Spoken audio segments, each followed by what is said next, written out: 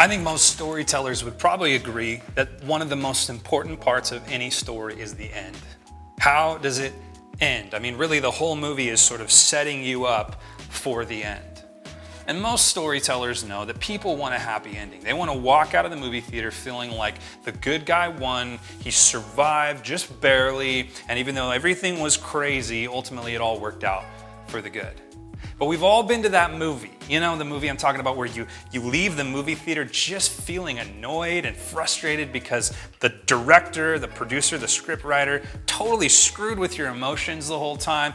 You thought the good guy was gonna win and then he ended up dying in the end. It was just a totally disappointing ending. Or there's that annoying thing where they're trying to set you up for the sequel.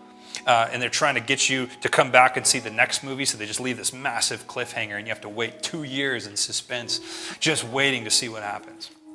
Well, how does the book of Acts end? We've been looking at the book of Acts for basically 10 months now, 28 chapters. It's been some of the most interesting and exciting Bible I think that there is. I mean, talk about amazing things happening, miracles happening, people getting saved, the kingdom of God advancing, churches being planted, shipwrecks, all kinds of amazing, interesting, exciting material. How does it end? I'll tell you. But I have to warn you, it's kind of anticlimactic. Paul gets to Rome, gets on house arrest, and sits there for 2 years. We never hear what happens. We never get to see him sitting before Caesar Nero and pleading his case. We don't see a church being planted in Rome. We don't see Paul having some epic showdown where he finally confronts the religious leaders. We don't get to see any of that happen.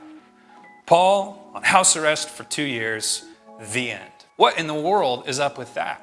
Talk about disappointing. I mean, you get there and you just go, really? Like, what happens? What happens to Paul? Does he continue to be on mission? Does he get set free? Does he plead his case before Caesar Nero? What happens? Did the bad guys get what they deserve? What happened? The anticlimax of the end of Acts chapter 28, I think reminds us of some seriously important truths that we need to remember. Whether you realize it or not, the end of the story has not come for us either.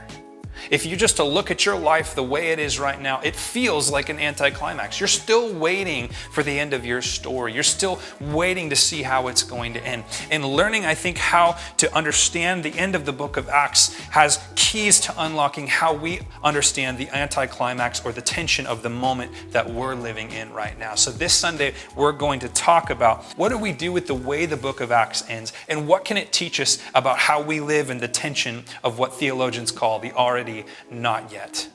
The fact that the kingdom has come and the kingdom is still coming. We have much to learn from this passage. So I hope that you guys will come out this Sunday or tune in on Facebook or YouTube. I'm super excited to get into this with you guys. Just a quick reminder, we will be back inside this week at the Hive, 10 a.m. See you then. Grace and peace.